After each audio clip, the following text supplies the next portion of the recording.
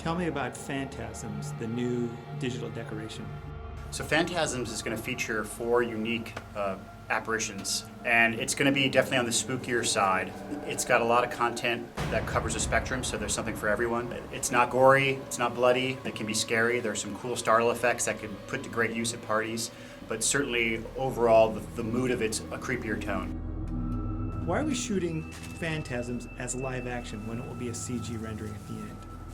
It won't be a CG rendering at the end. It will be still a live action performance. We'll enhance it with some computer effects and some post stuff, but the actor will still be appearing as they appear here on a green screen. So we're shooting them on a green screen so we can kind of do whatever we want with them in post, but it is a live action performance. All the other characters on this product will be completely CG.